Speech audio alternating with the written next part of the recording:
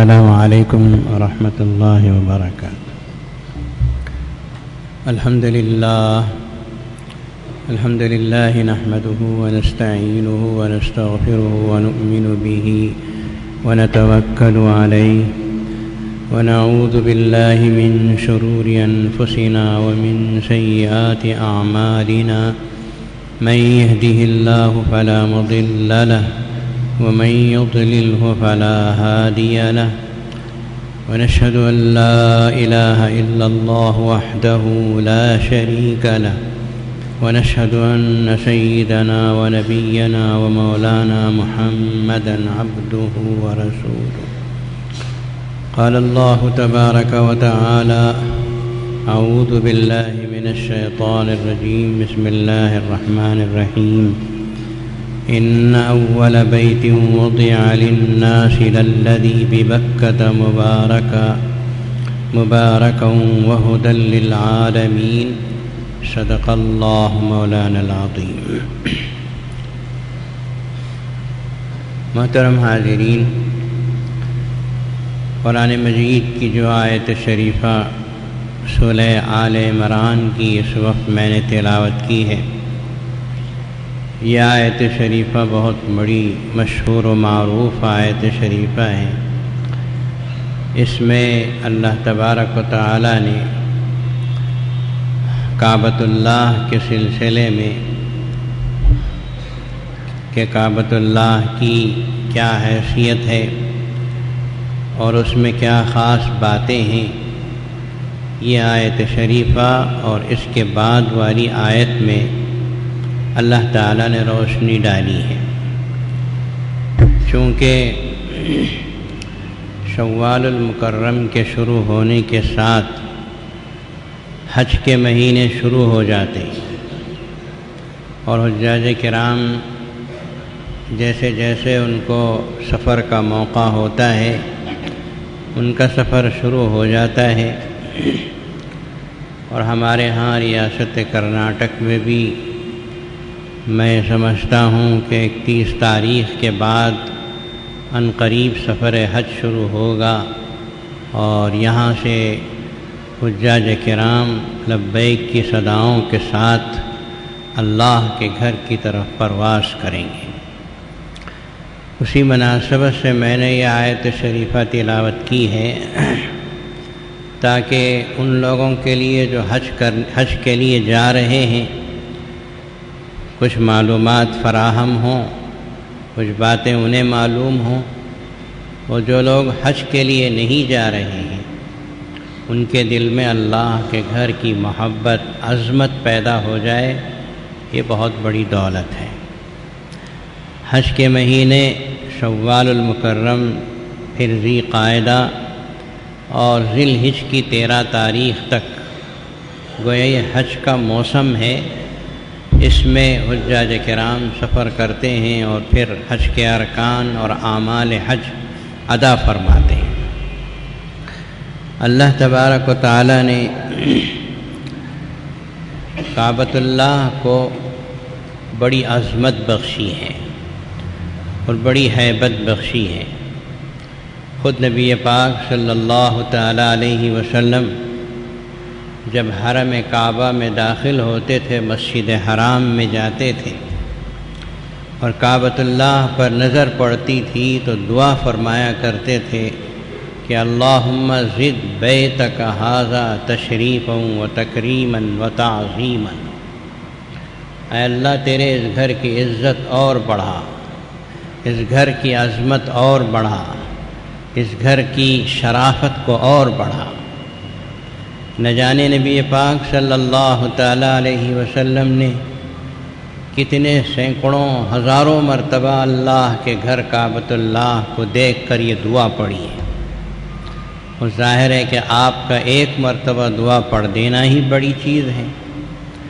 یہی وجہ ہے کہ آج اور خود رسول اللہ صلی اللہ تعالی علیہ وسلم کے بعد سے لے کر آج تک اور انشاءاللہ العزیز قیامت کے قائم ہونے تک وہ لاکھوں کروڑوں حج کرنے والے اور وہ لاکھوں کروڑوں عمرہ کرنے والے جب اللہ کے گھر کو پہنچتے ہیں تو یہ دعا ضرور پڑھتے ہیں، اس لیے کہ اس دعا کا پڑھنا مسنون ہے، اور جس کام کو رسول اللہ صلی اللہ علیہ وسلم نے کیا امت مسلمہ اس کام کو، اس دعا کو ضرور پڑھے۔ اللہم زد بیتک ھذا تشریفا و تعظیما و تکریما و محابتا۔ تو اللہ پاک نے اپنے اس گھر کی عظمت بڑھا دی، اتنی بڑھائی کہ رسول کریم صلی اللہ تعالیٰ علیہ وسلم نے ارشاد فرمایا کہ عرش کے نیچے ایک خزانہ ہے، بیش بہا خزانہ، اس خزانے میں کیا کچھ ہے خزانے کے مالک کے علاوہ کسی کو پتہ نہیں۔ اس خزانے میں سے اللہ تعالیٰ 120 خاص رحمتیں کعبۃ اللہ پہ نازل فرمائے، اور وہ کعبۃ اللہ پر اترنے والی 120 رحمتیں صرف اور صرف ان لوگوں میں تقسیم ہوتی ہیں جو کعبۃ اللہ کے اطراف ہوتے ہیں۔ اور اس کی تفصیل رسول کریم صلی اللہ تعالیٰ علیہ وسلم نے یوں بیان فرمائی کہ وہاں جو لوگ نماز پڑھ رہے ہوتے ہیں ان لوگوں کے لیے 60 رحمتیں تقسیم کی جاتی ہیں کہ اللہ کے گھر کے سامنے کھڑے ہو کے فرائض پڑھ رہے ہیں، سنت پڑھ رہے ہیں، نفل پڑھ رہے ہیں۔ اور پھر ان خصوصی رحمتوں میں سے 40 رحمتیں ان لوگوں کو تقسیم ہوتی ہیں جو کعبۃ اللہ کے اطراف طواف کر رہے ہوتے ہیں۔ پھر باقی رہ گئی 20، اور 20 رحمتوں کے بارے میں رسول اللہ صلی اللہ علیہ وسلم نے فرمایا کہ وَعِشْرُونَ لِلنَّاظِرِينَ، 20 رحمتیں ان لوگوں کو دی جاتی ہیں، تقسیم کی جاتی ہیں جو وہاں بیٹھے ہوئے صرف کعبۃ اللہ کو دیکھ رہے ہوتے ہیں۔ دنیا میں کوئی گھر ایسا ہے آپ نے سنا ہے جس کے دیکھنے پہ اللہ کے خزانوں میں سے 20 رحمتیں تقسیم ہوتی ہوں اور اللہ کی طرف سے رحمتیں دی جاتی ہوں؟ ہم نے تو نہیں پڑھا، ہے بھی نہیں یہ بات کہ دنیا میں کوئی گھر خواہ وہ کتنے کروڑوں اربوں خربوں کا بنا ہوا ہو، خواہ اس میں کتنے ہی ہیرے جواہرات لگے ہوئے ہوں، خواہ وہ کتنا عالی شان محل کیوں نہ ہو، کوئی دنیا میں ایسا گھر نہیں جس کو دیکھنے پہ خدا کی 20 رحمتیں، خاص رحمتیں جو عرش کے نیچے خزانے سے اتری ہوں وہ تقسیم ہوتی ہیں صرف کعبۃ اللہ کو دیکھنے والوں کے لیے۔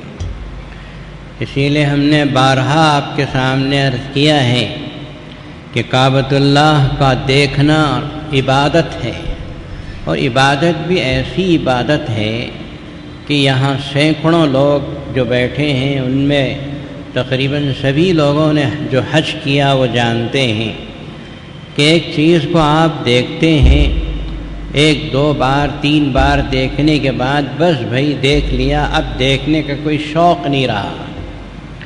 ایسی بات کبھی ہم نے کعبۃ اللہ کے سلسلے میں نہ محسوس کی نہ کسی کو کہتے ہوئے سنا، بلکہ کعبۃ اللہ میں اللہ نے ایسی جاذبیت اور ایسی کشش اور ایسا اس کے اندر کچھ مقناطیسی کیفیت رکھی ہے اللہ پاک نے کہ جتنا دیکھو اتنا دیکھنے کو جی چاہتا ہے۔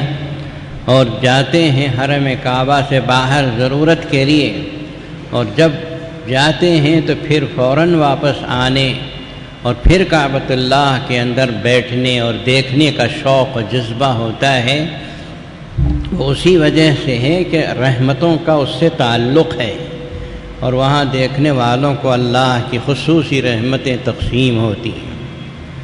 تو خیر، میں نے اسی مناسبت سے حج کو جانے والوں کے دل میں عظمت کعبہ پیدا ہو، اللہ کے گھر کی عظمت پیدا ہو، اس آیت شریفہ کو اس وقت آپ کے سامنے تلاوت کی۔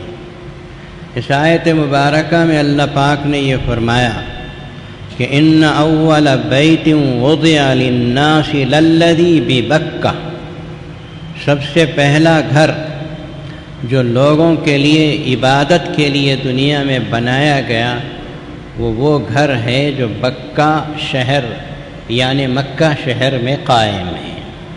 اور وہ کعبۃ اللہ کے علاوہ کوئی اور گھر نہیں جس میں کسی قسم کا اختلاف نہیں ہے۔ مکے کو مکہ بھی کہتے ہیں اور بکہ بھی کہتے ہیں۔ للذی ببکہ وہ گھر ہے جو اللہ تبارک و تعالی نے مکے میں بنایا۔ علماء تفسیر نے یہ لکھا ہے کہ اللہ تبارک و تعالی نے جب زمین پیدا کرنے کا ارادہ فرمایا، چاروں طرف پانی ہی پانی تھا، زمین کو پیدا کرنے کا اللہ نے ارادہ فرمایا تو پانی کے اوپر ایک ہلکا سا بلبلہ پانی کا ظاہر ہوا، اور یہ بلبلہ جب پھٹا تو اس میں سے زمین کا تھوڑا سا حصہ ظاہر ہوا۔ یہ زمین کا ٹکڑا وہ وہی ٹکڑا ہے جہاں آج کعبۃ اللہ قائم ہے۔ اللہ تبارک و تعالی نے اس زمین کے حصے کو ایسے پھیلا دیا جیسا کہ ہم لوگ اپنے گھروں میں دیکھتے ہیں کہ گیہوں کے آٹے کا پیڑا بنایا جاتا ہے اور پھر اس کو پھیلا کر چاروں طرف سے گول بنا دی، زمین بھی تو گول ہی ہے، گول بنایا جاتا ہے، اس طرح اللہ تعالیٰ نے زمین کو پھیلا دیا، اور درمیان میں اللہ کا گھر ہے، وہ پوری زمین کا کوئی مرکز ہے، وہ نقطہ ہے درمیان والا، اور پوری زمین کا کنٹرول اللہ تبارک و تعالیٰ نے اسی گھر سے فرمایا ہے۔ اسی وجہ سے قرآن مجید میں کعبۃ اللہ کو مثابۃ للناس کہا کہ چاروں طرف کے لوگوں کے لیے کعبۃ اللہ مثابہ یعنی مرجع بنتا ہے۔ تو وہ زمین پھیلائی گئی، کعبۃ اللہ اس زمین پہ قائم ہے جو سب سے پہلے پانی پہ بلبلہ پھوٹا، اور زمین جو ظاہر ہوئی وہ درمیانی نقطہ ہے، وہی مرکز ہے۔ اب آگے مفسرین کرام نے یہ بھی لکھا ہے، میں یہ بھی کہہ دوں کہ پانی کے اوپر تو کوئی چیز ٹھہرتی نہیں، ہلتی ہے، آپ نے محسوس کیا ہے۔ آپ جب پانی پہ کوئی چیز رکھتے ہیں تو وہ ڈولے گی، ہلے گی، تو یہ زمین بھی ہلنے لگی۔ اب اس زمین کو جو ہل رہی ہے، اگر ہلتی ہی اللہ تعالیٰ چھوڑ دیتے تو ہم میں سے کوئی آدمی سیدھا نہیں کھڑا ہو سکتا، ہماری عمارتیں کبھی سیدھی نہیں کھڑی ہو سکتی تھی، اور یہ لوگ جو 4-4 5-5 40-40 100 درجے کے بلڈنگیں بناتے چلے جا رہے ہیں، ان بلڈنگوں کے قیام کا اور سیدھے کھڑے رہنے کا کوئی نظم نہیں ہوتا۔ اللہ تبارک و تعالیٰ نے اس کے لیے پہاڑوں کو رکھا۔ اس پہاڑ کو قرآن مجید میں میخیں کہا گیا ہے، اللہ تعالیٰ نے فرمایا اس کو پہاڑ رکھے، اور جب پہاڑ رکھے تو زمین جو ڈول رہی تھی وہ کھڑ گئی، جبھی ہم بھی کھڑے ہیں، ہماری بلڈنگیں بھی کھڑی ہیں۔ یہی وجہ ہے، آپ دیکھتے ہیں اور آپ دیکھیں گے، اللہ آپ کو دکھائے کہ حجاز مقدس میں جب پہنچتے ہیں، مکۃ المکرمہ پہاڑوں سے گھری ہوئی بستی ہے، پہاڑ چاروں طرف آپ کو پہاڑ ہی پہاڑ نظر آئیں۔ اب تو کعبۃ اللہ کے اطراف عمارتیں قائم ہو گئی جو پہاڑوں کی شکل اختیار کر گئی، ورنہ پہلے اصلی شکل جو یہ تھی کہ بیچ میں کعبہ ہے، اطراف میں پہاڑ ہی پہاڑ ہیں۔ اور پھر آپ مکۃ المکرمہ سے سفر شروع کیجئے، مدینہ پاک کو جائیں، راستے میں کہیں بھی آپ کو بغیر پہاڑ کے کوئی جگہ نہیں ملے۔ یہ پہاڑ اللہ نے انتظاماً رکھے ہیں، انتظام کیا ہے کہ زمین ہلے نہیں، پوری زمین کا کنٹرول اسی حجاز مقدس سے اور کعبۃ اللہ سے ہوتا ہے کہ اللہ نے وہاں پہاڑ رکھ دیے اور زمین کو ہلنے سے منع کر۔ تو یہ اللہ تبارک و تعالیٰ کا پہلا گھر ہے۔ یا اللہ تبارک و تعالیٰ نے اپنی عبادت کے لیے جو مکان قائم فرمایا وہ کعبۃ اللہ کی 4 دیواریں قائم۔ ایک بات آپ اچھی طرح سمجھ کر رکھ لیجیے کہ کعبۃ اللہ یا مسجد، دنیا کی کوئی بھی مسجد جو ہوتی ہے، عمارت کو مسجد نہیں بولتے، سمجھ میں آ رہا ہے؟ عمارت کو مسجد نہیں بولتے، بلکہ جہاں مسلمان سجدہ کرتا ہے اسے مسجد کہتے ہیں۔ یہ جو عمارت ہے، یہ جو دیواریں ہیں، اس دیواروں کو، اس مسجد کی عمارت کو عزت حاصل ہے اس وجہ سے کہ یہ سجدہ کرنے والوں کی حفاظت کرتی، ورنہ مسجد ان دیواروں کو نہیں کہتے، مسجد کا معنی ہی سجدہ کرنے کی جگہ۔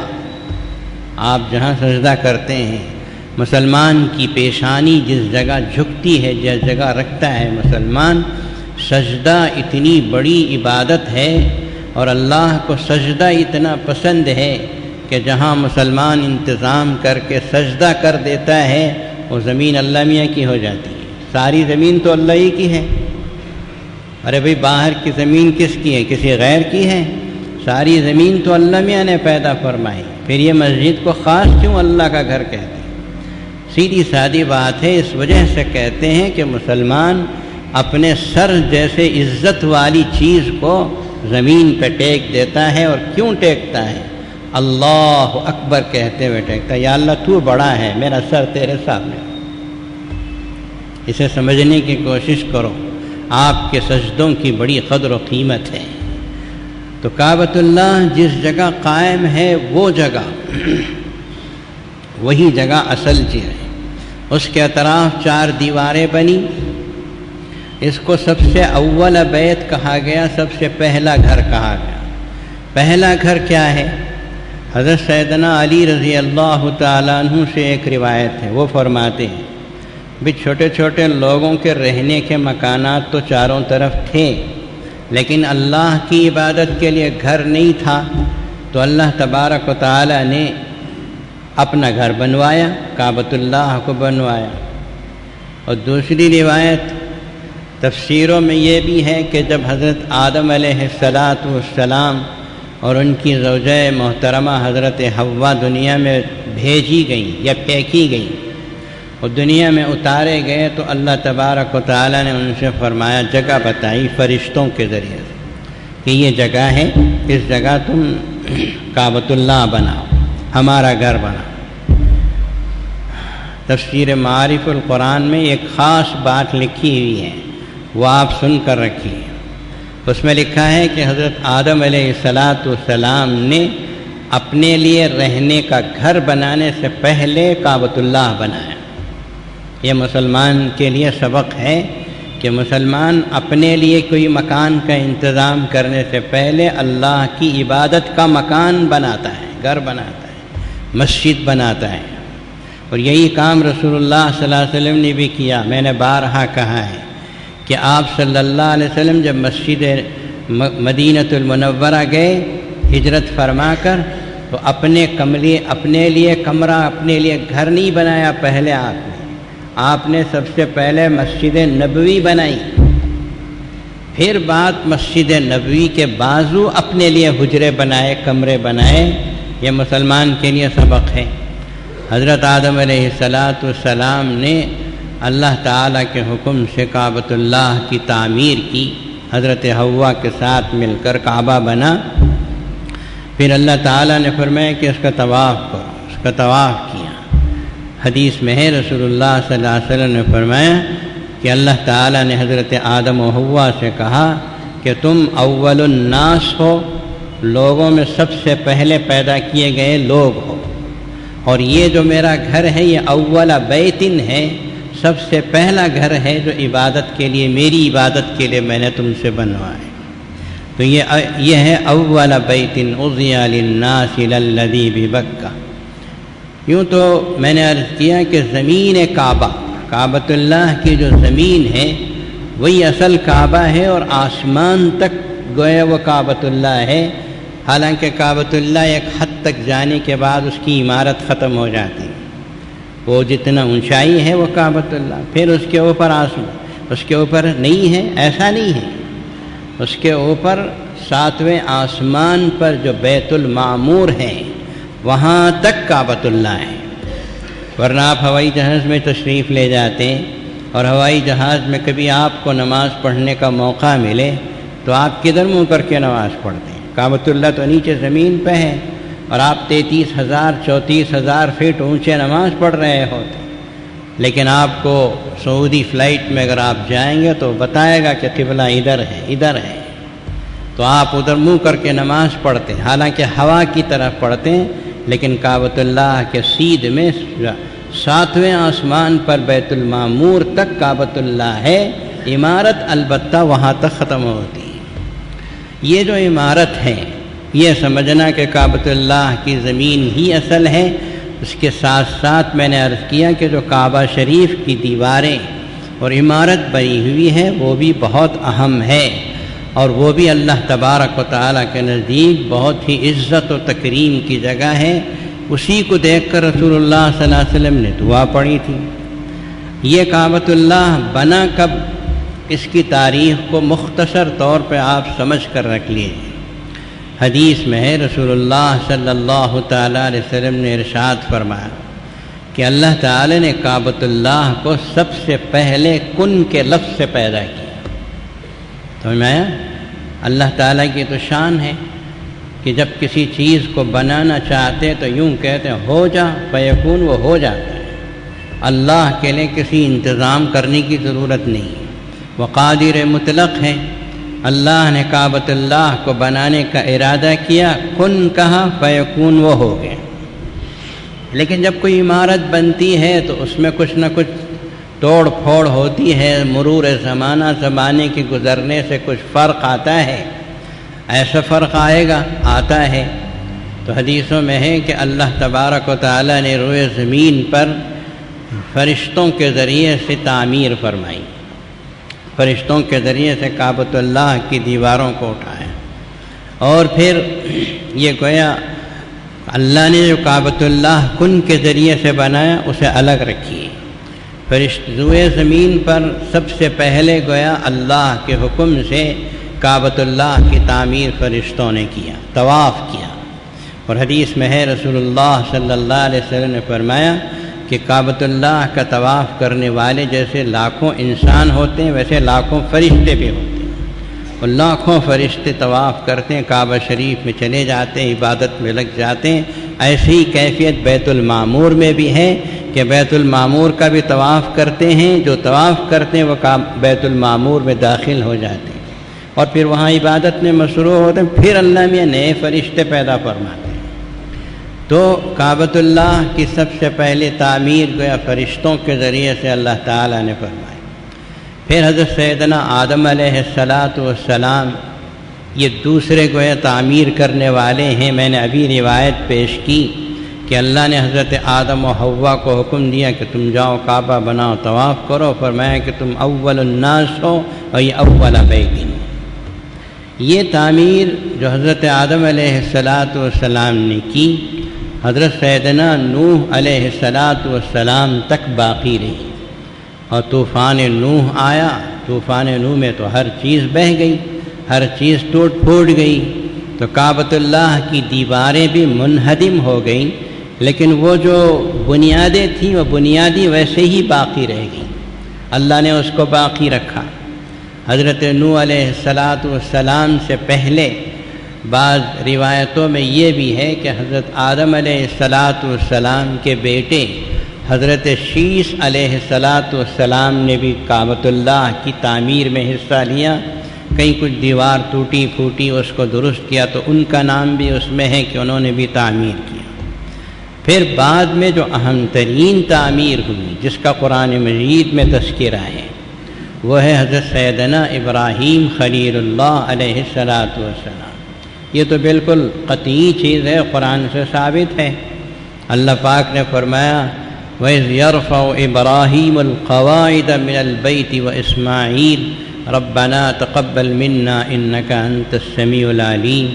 اس وقت کو یاد کرو جب کہ ابراہیم اور ان کے فرزند حضرت اسماعیل دونوں کعبۃ اللہ کی بنیادوں پر دیواریں اٹھا رہے تھے۔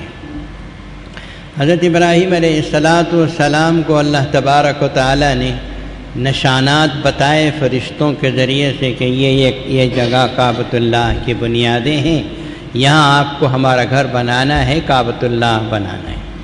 اور اس پتھر کے اوپر کھڑے ہوئے اور انہوں نے کعبہ شریف کی دیواریں اٹھائی، ان کے بیٹے پتھر اٹھا کے دے رہے تھے، اور حضرت ابراہیم علیہ السلام کعبہ شریف بنا رہے تھے اور دعا کر رہے تھے ربنا تقبل منا انک انت السمیع العلیم۔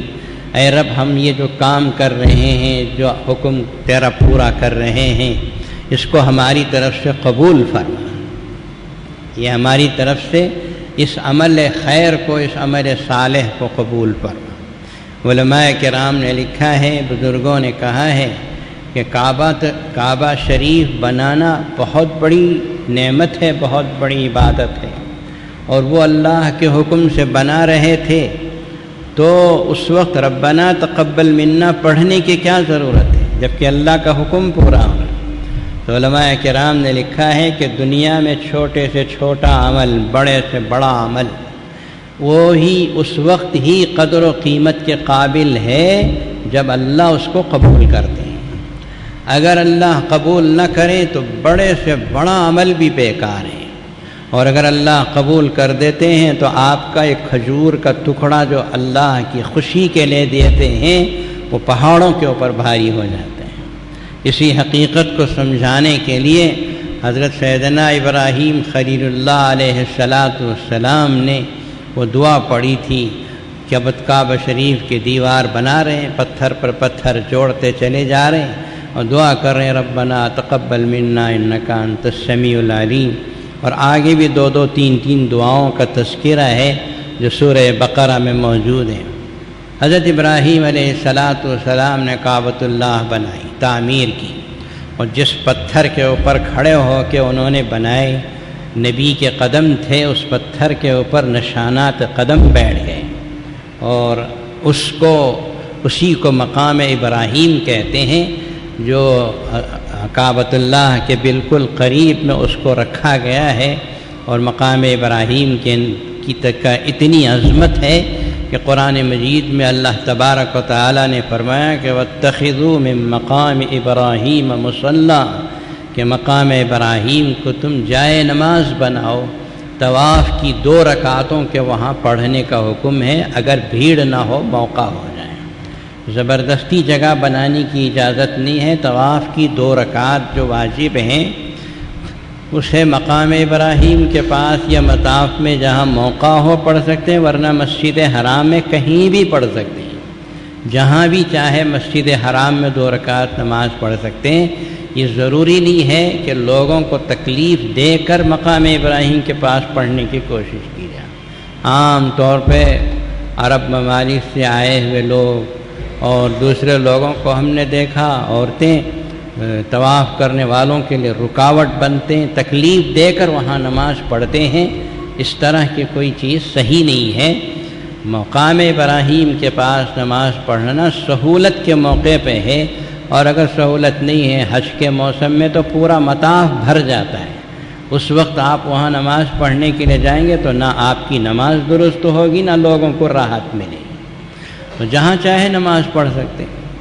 تو حضرت ابراہیم علیہ السلام نے جس پتھر پر کھڑے ہو کے کعبہ شریف کی تعمیر کی تھی، اس پتھر کو اللہ نے محفوظ رکھا، آج بھی ہے انشاءاللہ العزیز، تا قیامت رہے گا، اور قیامت آئے گی تو وہ جنت میں منتقل ہو جائے گا۔ تو حضرت ابراہیم علیہ السلام معمار کعبہ کہے جاتے ہیں۔ قرآن مجید میں اس کا ثبوت ہے کہ آپ نے کعبۃ اللہ کی دیواریں بنائیں۔ اور پھر حضرت ابراہیم علیہ السلام کے بعد زمانہ گزرا، کچھ ٹوٹی پھوٹی عمارت، تو تاریخ میں لکھتے ہیں کہ ایک قوم ہے وہاں تھی، حضرت اسماعیل علیہ السلام جو آباد ہوئے، قومیں آ کر آباد ہوئی، تو اس میں سے ایک قبیلہ تھا عمالقہ نام کا، انہوں نے کعبۃ اللہ کی تعمیر کا، اس میں مرمت کا کام کیا۔ پھر آگے چل کر ایک اور قبیلے کا نام ملتا ہے، قبیلہ جرہم، اس نے بھی کعبۃ اللہ کی تعمیر کا، اس میں مرمت کا کام کیا۔ پھر آگے قصی نام کے ایک صاحب ہیں جو رسول اللہ صلی اللہ تعالیٰ علیہ وسلم کے 5ویں پشت میں دادا ہوتے ہیں، انہوں نے بھی کعبۃ اللہ کی تعمیر میں حصہ لیا۔ زمانے گزرنے سے تھوڑا بہت جو فرق ہوتا ہے، اس فرق کی وجہ سے کعبۃ اللہ کو دوبارہ تعمیر کیا گیا یا مرمت کی گئی۔ ان تعمیرات کے بعد جو اہم تعمیر ہوئی تھی وہ تھی رسول اللہ صلی اللہ علیہ وسلم کی 35 سال کی عمر میں خاندان قریش نے اس کو تعمیر کیا تھا۔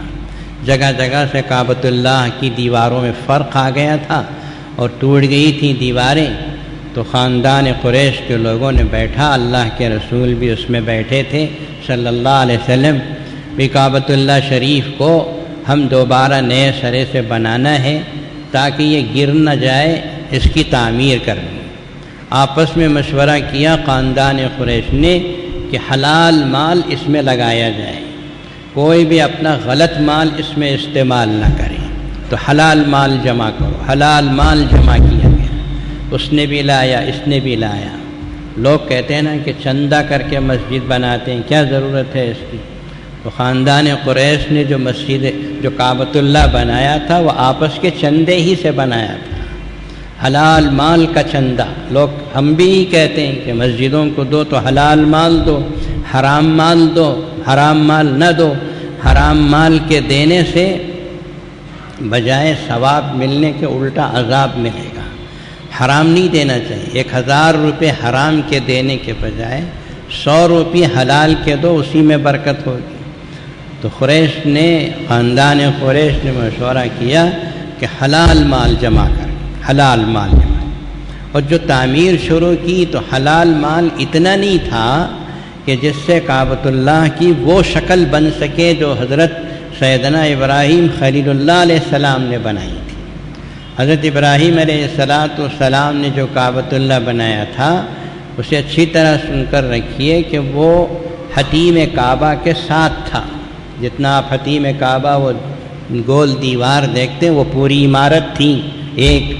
اور دوسرا یہ ہے کہ کعبۃ اللہ کے 2 دروازے تھے، ایک سے داخل ہوتے تھے اور دوسرا سے پشت کی طرف سے نکلنے کا ایک دروازہ تھا۔ اور تیسرا یہ تھا کہ کعبۃ اللہ کا دروازہ زمین کے برابر تھا، اونچا نہیں تھا، جیسا کہ اب آپ دیکھتے ہیں اور قیامت تک ایسا رہے گا، ایسا نہیں تھا، وہ نیچے تھا دروازہ، دونوں دروازے نیچے تھے۔ یہ 3 چیزیں تھیں حضرت ابراہیم علیہ السلام کی تعمیر میں۔ اب جب خاندان قریش نے بنایا، حضور صلی اللہ علیہ وسلم بھی پتھر اٹھا کر لائے ہیں، اس میں حدیث میں ہے، تو اس کی تعمیر کے وقت میں حلال مال کم ہو گیا، تو خاندان قریش نے آپس میں مشورہ کر کے حتیم کی اتنی جگہ کو چھوڑ دیا کہ وہاں تک دیوار بنانے کے لیے پیسے کم پڑ گئے۔ وہ حتیم کعبہ کو جو کعبۃ اللہ کا حصہ ہے اس کو کھلا چھوڑ دیا اور ایک دائرہ بنا دیا، دیوار بنا دی کہ یہ کعبہ شریف کے اندر داخل ہے۔ آیا سمجھ میں؟ اور پھر خاندان قریش نے ایک فرق تو یہ کیا، اور دوسرا فرق یہ کیا کہ 2 دروازوں کے بجائے 1 دروازہ رکھا۔ تیسرا فرق یہ کیا کہ خاندان قریش اپنے آپ کو بڑا سمجھتے تھے، انہوں نے کعبۃ اللہ کے دروازے کو اونچا کر دیا اور سیڑھی لگا دی کہ ہم جس کے بارے میں چاہیں گے وہی کعبۃ اللہ میں جائے گا، ہر آدمی نہیں جا سکتا۔ اونچا دروازہ رکھ دیا اور اس کے لیے سیڑھی رکھ دی، کون جانا ہے؟ فلاں جانا ہے، فلاں جانا ہے۔ خاندان قریش کے بڑے لوگوں سے اجازت ملتی تھی تو سیڑھی لگاتے تھے، ورنہ نہیں لگتی تھی۔ یہ 3 فرق کے ساتھ خاندان قریش نے کیا۔ اور پھر آپ نے وہ بھی سنا ہوگا، میں نے بتایا بھی ہے آپ کو، کہ حجر اسود کو جب فٹ کرنے کا موقع آیا تو ہر خاندان و قبیلے والے نے قسم کھائی کہ یہ میرا خاندان میرے قبیلے کا بڑا رکھے گا، ورنہ لڑتے لڑتے ختم ہو جائیں گے۔ خون کے پیالوں میں ہاتھ ڈال کے قسمیں کھائیں۔ اس وقت رسول اللہ صلی اللہ علیہ وسلم روئے زمین پر تھے، 35 سال کی عمر، بعض روایتوں میں دوسری بھی ہے۔ بہرحال نبوت سے بہت پہلے کا واقعہ۔ نبی پاک صلی اللہ علیہ وسلم نے فیصلہ فرمایا، ایک چادر بچھائی، اس میں وہ حجر اسود رکھا اور رکھ کے فرمایا کہ ہر قبیلے کا بڑا آئے اور اس کا ایک حصہ پکڑ کے اٹھائے۔ اور سارے قبیلے والوں نے اسے اٹھایا اور لے جا کر وہاں رکھا جہاں کعبۃ اللہ میں حجر اسود کو نصب کرنا تھا۔ پھر رسول اللہ صلی اللہ علیہ وسلم نے اپنے دست مبارک سے اٹھا کے اس حجر اسود کو اس کی جگہ میں نصب فرمایا۔ سب نے اس کو پسند کیا اور حجر اسود جو نصب کیا گیا وہ امام الانبیاء صلی اللہ علیہ وسلم کے دست مبارک سے نصب کیا گیا۔ اب قیامت تک ایسے ہی رہے گا۔ تو یہ وہ تعمیر تھی جو رسول اللہ صلی اللہ علیہ وسلم کے زمانے میں ہوئی، اور پھر آگے سلطان احمد ترکی نے بھی مرمت کی ہے، اس کی چھت بنائی، اور پھر آگے آپ حضرات دیکھ رہے ہیں کہ سعودی حکومت، سعودی فرما رواؤں نے بھی اس کی مرمت کی۔ ابھی میں سمجھتا ہوں 6-7 سال پہلے کعبۃ اللہ کی دیواروں پر بھی تھوڑا بہت یہ کیا۔ اندر اس کعبۃ اللہ کے 3 ستون ہیں، ایک ایک ستون بھی میں نے تاریخ میں پڑھا، وہاں جو چھپا ہوا ہے سعودی حکومت کی طرف سے $50 لاکھ امریکی ایک ایک ستون کے اوپر خرچ ہے۔ اس میں 2 ستون تو سعودی حکومت نے بنائے ہیں اور ایک ستون جو ہے سلطان قابوس کی طرف سے بنا ہوا ہے، اور کچھ صندوق، کچھ تبرکات کعبۃ اللہ کے اندر ہیں۔ اس طرح اب بھی کعبۃ اللہ قائم ہے، قیامت تک رہے گا۔ اب جو حضرت عبداللہ بن زبیر رضی اللہ تعالیٰ عنہ جب مکۃ المکرمہ کے خلیفہ بنے تو انہوں نے رسول اللہ صلی اللہ تعالیٰ علیہ وسلم کے زمانے کی تعمیر کو بدل کر ایسا بنا دیا جیسے حضرت ابراہیم علیہ السلام کی، یعنی حتیم بھی داخل کر دیا، 2 دروازے بنا دیے۔ لیکن بعد میں حجاج بن یوسف نے عبداللہ بن زبیر سے دشمنی کی وجہ سے ان کو شہید بھی کر دیا اور دوبارہ اسی شکل میں بنا دیا جس شکل میں آج ہے۔ بعد میں آنے والے بادشاہوں میں سے کسی بادشاہ یا خلیفے نے حضرت امام مالک علیہ الرحمہ سے فتویٰ پوچھا کہ میں دوبارہ اس کو ایسے ہی بنا دوں جیسے حضرت ابراہیم علیہ السلام نے بنایا تھا، اس لیے کہ وہ رسول اللہ صلی اللہ علیہ وسلم کی پسند تھی۔ تو حضرت امام مالک نے فتویٰ دیا، غور سے سنیے، امام مالک نے فتویٰ دیا کہ ہر آنے والا بادشاہ اگر کعبۃ اللہ میں توڑ پھوڑ شروع کر دے گا تو یہ کعبۃ اللہ کی بے ادبی ہوگی، اس لیے آئندہ سے کوئی بھی بادشاہ کعبۃ اللہ میں توڑ پھوڑ یا مرمت کا کام نہیں کرے گا، بلکہ اس کی جیسی شکل ہے اس کو قیامت تک ایسے ہی باقی رکھے گا۔ ہاں اگر کوئی ٹوٹ پھوٹ ہوتی ہے تو تھوڑا بہت مرمت کر سکتے ہیں، لیکن کعبۃ اللہ شہید کر کے دوبارہ بنانا قیامت تک کے لیے امام مالک نے فتویٰ دے دیا علیہ الرحمہ کہ ایسا کوئی نہیں کر سکتا۔ تو یہ ہے وہ اول بیت وضع للناس للذی ببکہ کہ اللہ تبارک و تعالیٰ نے اس کو ایسا کیا۔ ہاں البتہ مسجد حرام کی توسیع ہوگی، اور آپ دیکھ رہے ہیں میں نے 1982 میں جو شکل دیکھی تھی 1987 میں وہ نہیں تھی، پھر 1980 پر 9 میں وہ نہیں تھی، اور ہوتے ہوتے آج سنتے ہیں کہ ہزاروں بلڈنگیں گرا دی گئیں اور مسجد حرام کی بے حساب توسیع ہو رہی ہے۔ وہ جو حدیث میں ہے نا، رسول اللہ صلی اللہ علیہ وسلم نے فرمایا من اراد الحج فلیتعجل، جو حج کا ارادہ کرے اسے چاہیے کہ جلدی کر لے۔ میں سمجھتا ہوں اسی زمانے کے لیے، کیوں؟ اس لیے کہ بوڑھا آدمی شادی کروں گا، بچے ہو جائیں گے، پوتا پوتی نواسے پڑھ نواسے کی صورت دیکھنے کے بعد حج کو جاؤں گا تو وہاں جائے گا تو چل پھر نہیں سکے گا، ایک بار بھی ڈھنگ سے طواف نہیں کر سکے گا۔ مسجد حرام میں اندر جانے کے لیے ہی تقریباً اسے 10-15 منٹ لگ جائیں گے چل کر جانے کے لیے، پھر طواف کہاں سے کرے گا؟ نوجوانی میں حج کرنا ہے، نوجوانی میں، تاکہ پورے لطف و لذت کے ساتھ حج کر سکیں اور کعبۃ اللہ کو پورے ذوق و شوق کے ساتھ طواف کر سکیں۔ یہ مضمون جاری ہے انشاءاللہ، آئندہ بھی عرض کریں گے۔ اللہ تعالیٰ سے دعا فرمائیے کہ اللہ تعالیٰ ہم سب کو حج کو لے جائے، اللہ ہم سب کو حج کی توفیق عطا فرمائے۔ حضرات، ایک بات ختم کرنے سے پہلے میں عرض کروں، میں نے آج اخبار سالار میں آپ نے پڑھا ہوگا کہ مسلمانوں کو چاہیے کہ کنڑی زبان سیکھیں، یہ وقت کی اہم ضرورت ہے۔ اگر سالار نہیں پڑھے ہیں تو آپ پڑھ کر دیکھیے، کنڑی زبان کا سیکھنا، کنڑی اخبارات کا پڑھنا اور ہندوؤں سے کنڑی زبان میں بات کرنا، اخلاق و کردار سے پیش آنا، آپس میں تعلقات بڑھانا، یہ اس وقت بہت ضروری ہے۔ ورنہ کچھ اسلام دشمن طاقتیں کنڑی زبان میں اخبارات میں ہمارے بارے میں غلط چھاپ دیتے ہیں اور ہمارے ہندو بھائی اسی کو پڑھ کے یقین کر لیتے ہیں کہ مسلمان ایسے ہی ہیں۔ اگر ہم بھی کنڑی زبان پڑھیں اور ان لوگوں کو بتائیں کہ یہ غلط ہے، ایسا نہیں ہے، مسلمانوں کے بارے میں یہ چھپا ہے، یہ چھپا ہے، غلط ہے۔ یہ بہت سالوں سے نہیں ہوا، جس کی وجہ سے ہمارے اور برادران وطن کے درمیان دوری پیدا ہو گئی ہے۔ مسلمان اردو بولتے ہیں، ہندو کنڑا بولتے ہیں، دونوں میں دوری پیدا ہو گئی۔